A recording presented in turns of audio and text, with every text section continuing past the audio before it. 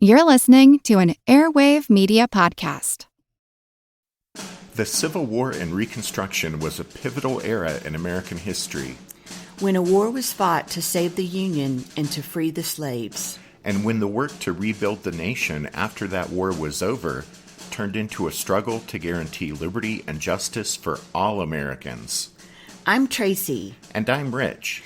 And we want to invite you to join us as we take an in-depth look at this pivotal era in American history. Look for the Civil War and Reconstruction wherever you find your podcasts.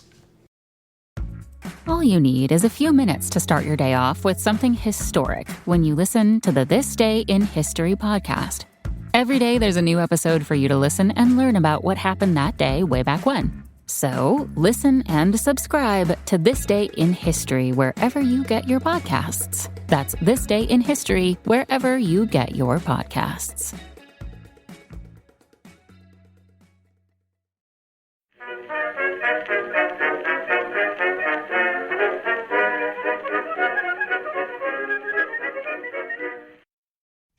Hello everyone and welcome to History of the Second World War, episode 250, Greece Part 2, After the Failure. This week, a big thank you goes out to Ted for supporting the podcast by becoming a member. Members get access to ad-free versions of all of the podcast episodes, plus special member-only episodes roughly once a month.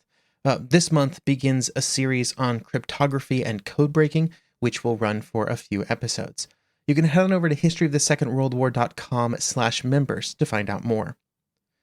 In late October 1940, Italy invaded Greece. It was a complete disaster due to a combination of rainy weather and the Italian leaders simply underestimating their enemy. Along most of the front, the Italians barely advanced to contact with the Greeks, who retreated back from the border to occupy established defensive positions to their rear. Where the Italians did attempt to attack Greek positions, like at Kalpaki, it was a complete failure.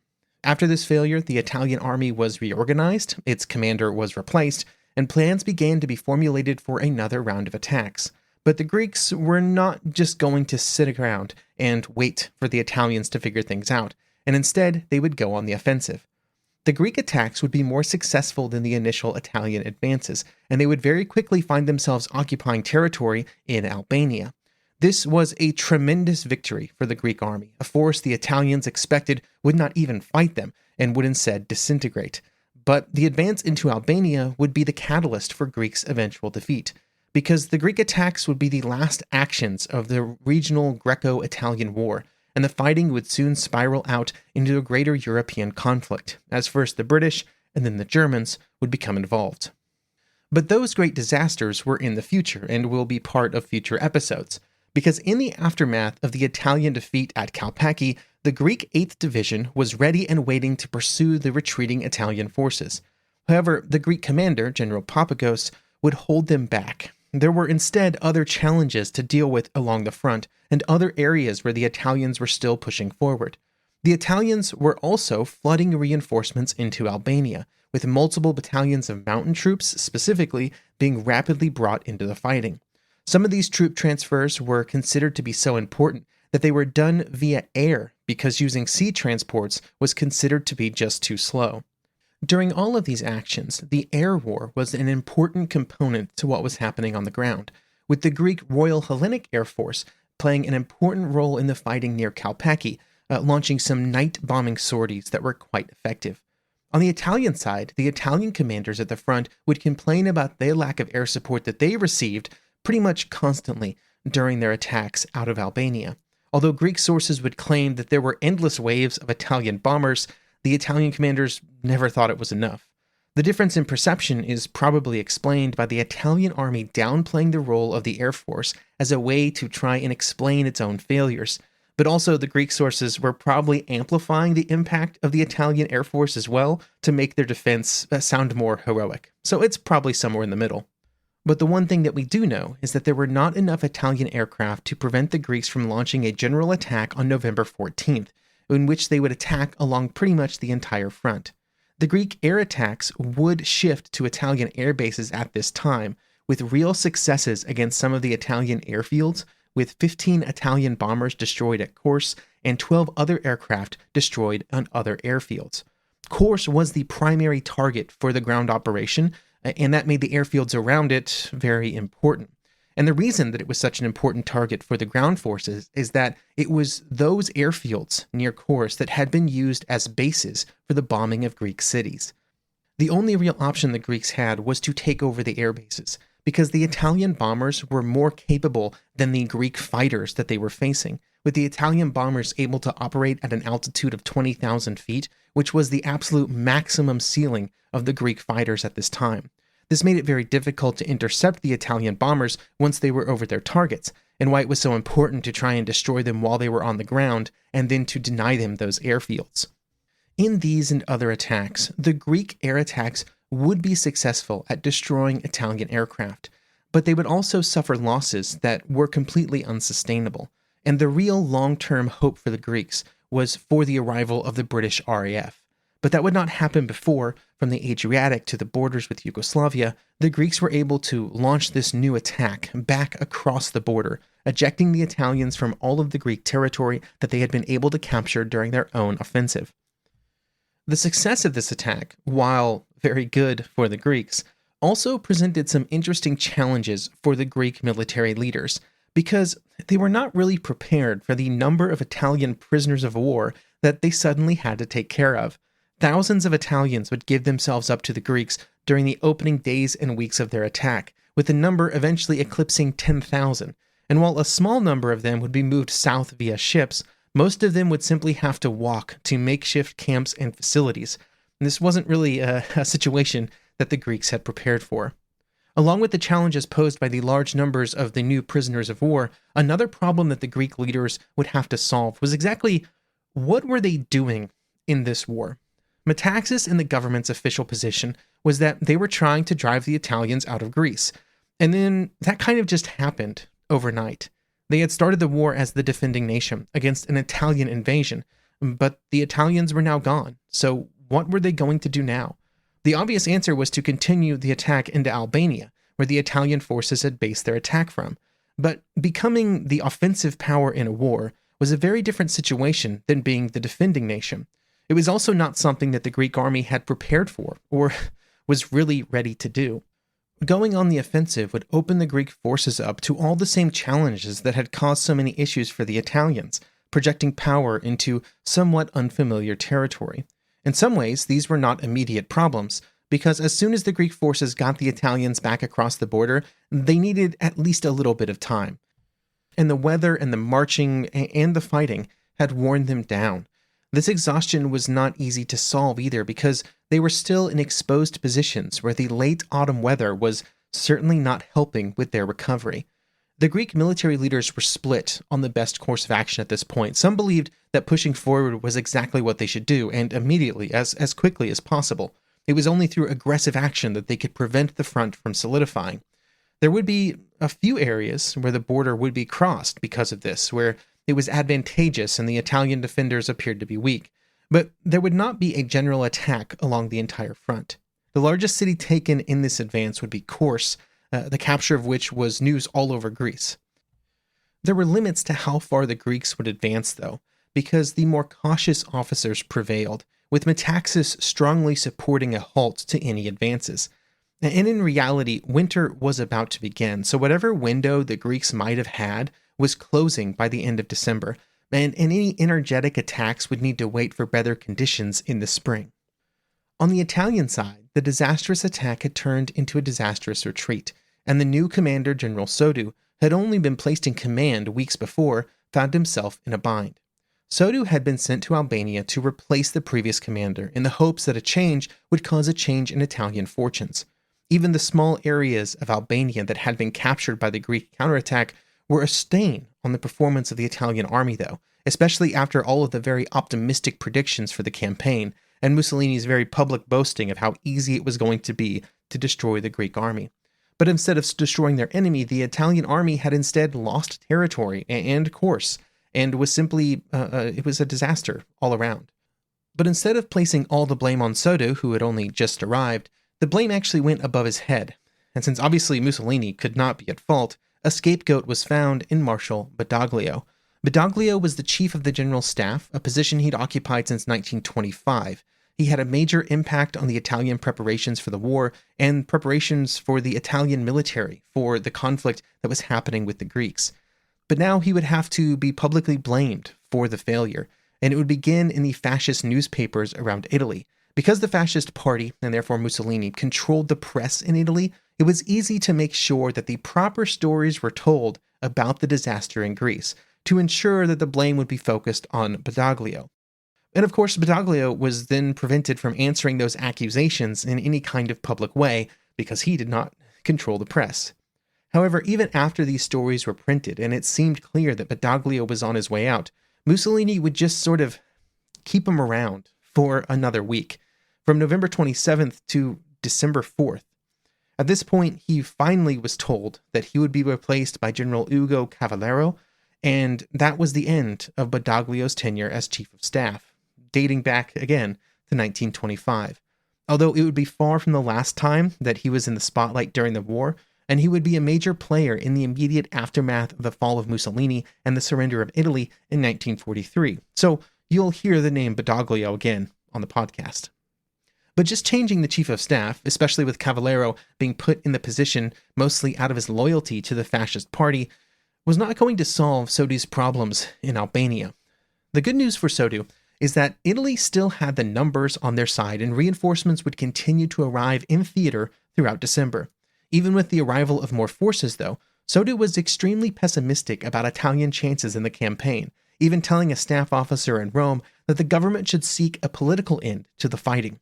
Other Italian leaders were not quite that pessimistic, but it was difficult to make a case for how Italy could win the war with the Greeks without some kind of drastic change to the overall situation. There was a path forward, though. They could try to get German help. This was a real challenge for the Italian leaders, if only because they had very clearly been trying to do something on their own when it came to attacking into Greece. The whole point of the campaign was to improve Italy's overall standing within the wider war. But now they would have to go hat in hand to the Germans to ask for assistance. This is just what had to happen, though. And so Italian Foreign Minister Ciano told the Italian ambassador in Berlin to approach his German counterpart, Ribbentrop, to ask for assistance. The next day, the ambassador went directly to Hitler. Before the Italian attack, Hitler and the other German leaders had explicitly told the Italians that they were not interested in adventures in the Balkans, and yet now they were being asked to provide assistance. No promises were immediately made when the request was made, and the Germans did the correct thing, which was to send a military attaché to Rome, first for discussions with Italian leaders, and then for a tour of the front in Albania. General Rentelen, the attaché, was simply in Albania to do a bit of fact-finding, and he of course spoke with Cavallero, who was also in Albania, along with the other Italian officers. What he found was that many of them were still quite upbeat about the situation, and Cavallero specifically did not even think that German help would be needed. He was, again, very, very optimistic. This was a wild thing to say, but remember that at the time that Rentelen was touring the front in, say, mid-December, Cavallero had only been on the job for a few weeks, so he was maybe just way too optimistic because he didn't fully understand the challenges that his army was facing. The end result was somewhat catastrophic, because the Germans decided to not send any assistance to Italy in late 1940, specifically because of the reports given by the Italian military leaders. And while they would eventually become involved in the spring of 1941, months were lost, and they would not be there to help the Italians. They would be there to do their own thing. Meanwhile, at the front, during the delay, the Italian forces greatly suffered from the winter weather. It didn't matter how many additional men were sent from Italy. When they arrived at the front, they would immediately begin to lose combat effectiveness due to the weather that they suffered under. The issue was both the wet, muddy weather, which made moving supplies very challenging, and the general cold along much of the front, which caused many cases of frostbite. In some units, the majority of men would be out of action at any given time due to frostbite, with some battalions with a paper strength of 800 men having 500 reported cases of frostbite at any given moment. Back in Italy, a public drive for supplies and winter clothing would take place, built on Christmas spirit, but even when such equipment was available, getting it to the front was a challenge.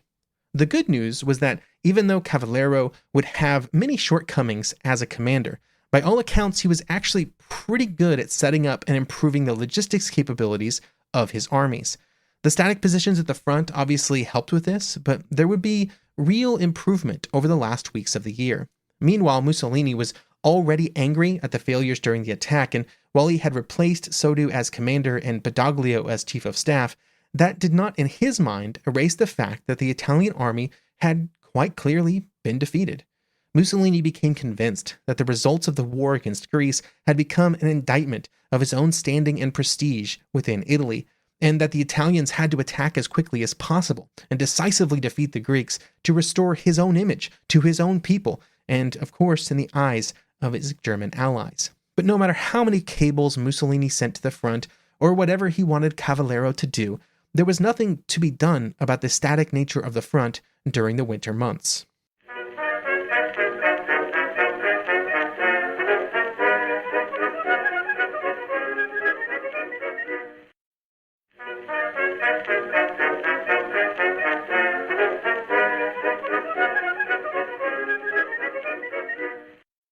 On November 18th, RAF 80 Squadron would arrive in Greece, equipped with Gloucester Gladiator IIs, upgraded versions of the Gladiator Is that the Royal Hellenic Air Force had been fighting with. The Greeks would also be visited by Air Chief Marshal Arthur Longmore, the commander of RAF's Middle East Command. If the RAF was going to send units to Greece, it would be Longmore who would send them there, and the message that he delivered to the Greek leaders was that he considered the Greek theater to be nothing more than a sideshow. And in fact, he would not allow it to compromise the British positions in other areas of the Middle East. The Greek leaders, including the king, would be greatly disappointed by the message that had been delivered, and they were right to be disappointed. They were expecting a major commitment of RAF resources to the defense of Greece, not just at the front, but also in the defense of the Greek cities that were being bombed by Italian bombers. And while some squadrons would arrive, they would never arrive in the number that the Greeks had been hoping for and honestly expecting. This disappointment was made worse by the attrition that the RHAF was experiencing at the front, continuing to erode their fighting strength. And it wasn't just the enemy aircraft or the Italian anti-aircraft guns that were a problem, but also the weather was a serious issue, with temperatures reaching points where oil was freezing in the aircraft engines, which just made everything difficult. You absolutely cannot blame the ground crew for these issues, though. And in fact, there's one story where the ground crews of aircraft that were affected by this oil freezing issue would take the wings off of the affected aircraft, move everything 26 kilometers during blizzard conditions to a railway station, get the aircraft onto railway cars, and then successfully get them moving towards area with better weather conditions for flying. The 22 PZL fighters, which were moved in this manner, would be reassembled on the other end of the movement and be ready to fly just a few days after they had been in that situation where they couldn't fly at all.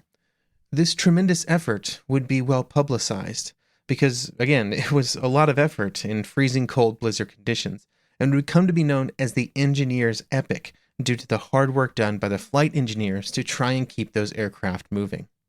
While the weather was at times difficult, it was also quite variable along the width of the front, which ran around 180 kilometers from the coast to the Yugoslav border, and the Greek commanders were still not ready to just settle down into the line during the last weeks of 1940. Due to various force movements and attrition, the Greek forces by this time actually outnumbered the Italians that were defending against their attacks, and this allowed the Greeks to begin looking at both short-term and long-term objectives. On the short term, and really immediate scale, they would look at small front realignments to strengthen their overall positions. These were generally objectives like the attack in the first week of January near the village of Himara, where the goal was just to move forward onto some high ground to the east of the village. You're talking about less than a couple of kilometers of an advance. None of these attacks changed the overall situation at the front, but they could make local operations easier. Unfortunately for the Greeks, they were suffering from the same weather-related issues as the Italians were, with frostbite being a more dangerous enemy than the Italians along much of the front. In fact, the Greek Fourth Army would lose twice as many men to frostbite-related medical issues as they did to the Italians during these months. The only thing that the Greeks really had going for them was that the Italians were also in a horrible state. The weather would eventually cause a pause for most of January along most of the front, during which both sides would try and prepare for their next efforts. The Greeks would aim for an advance in the Korce sector, with the planned date of mid-February being chosen in the hopes that it would allow the worst of the cold weather to be in the past. At the same time, the Italians were also reinforcing, improving supply lines, all of the things that needed to happen before they could launch their own attack in the months that followed. Mussolini, of course, continued to bombard the Italian commanders with messages that they had to attack as soon as possible, and to that end, most of the available Italian reinforcements were sent to Albania instead of North Africa, which was also desperately in need of support.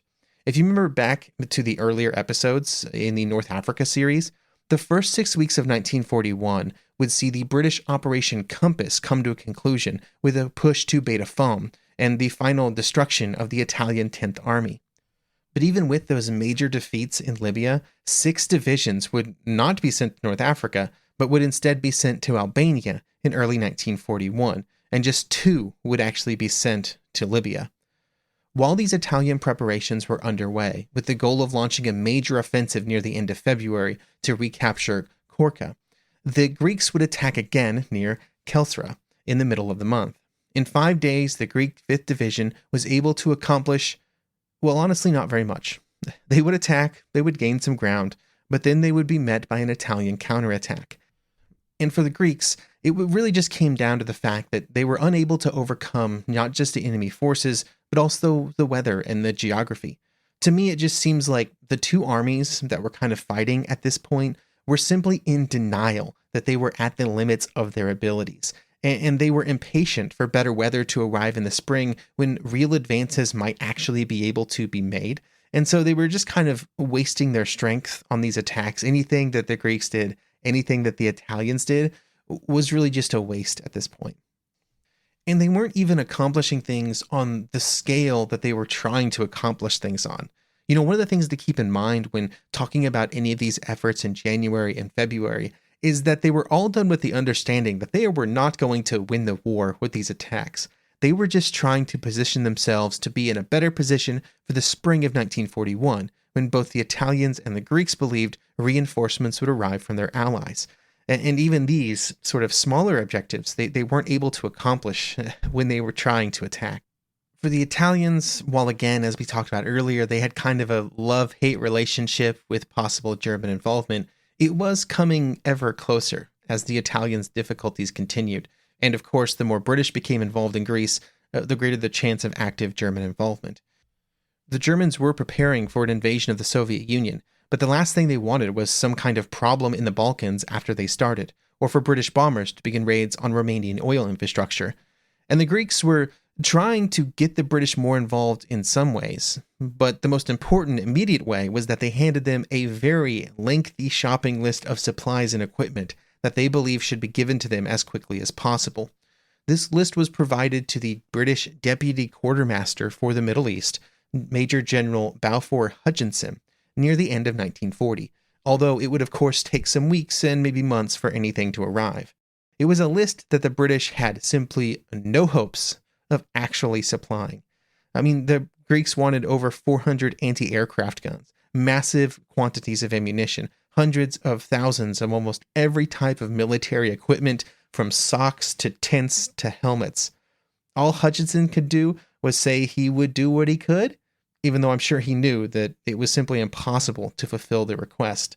I mean, these were the type of things that the British were trying to manufacture fast enough for their own forces that were rapidly expanding at the end of 1940 and the beginning of 1941, and so it was hard for them to get enough together quickly enough to send to Greece. Whatever supplies the Greeks could get, one thing that the British could not do was give them another national hero that would lead them in the war. That's because on January 29th, Ioannis Metaxas would die. He had suffered from some kind of throat issue, either cancer or really bad abscesses, which eventually resulted in toxemia, which is a fancy way for saying an infection that enters the bloodstream. Regardless of exactly how he died, though, the end result was the same, and for many in Greece, this came as a tremendous shock. He was seen as a national hero, particularly those who agreed with him on his political policies.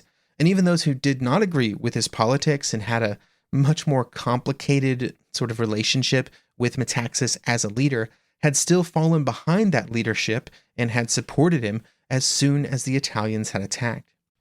He would be succeeded by Alexandros Koryzis, who had one very important difference in opinion with his predecessor. One of the key policies of Metaxas was that, while he wanted massive amounts of British support in the form of supplies and munitions and even RAF assistance, he did not actually want British ground forces to enter Greece. He believed that if the British army was kept out of Greece, that the Germans could be kept out of the fighting, and anything that kept the Germans out was, in his mind, a very good idea. Koryzis disagreed, and soon after he became prime minister, the decision would be made to accept the British offer of British ground divisions entering Greece to help with the defense. The arrival of those ground forces and the German plans for involvement in Greece would begin the next stage of the war in Greece. And next episode, we will begin that phase by examining the German decision to become involved in the campaign.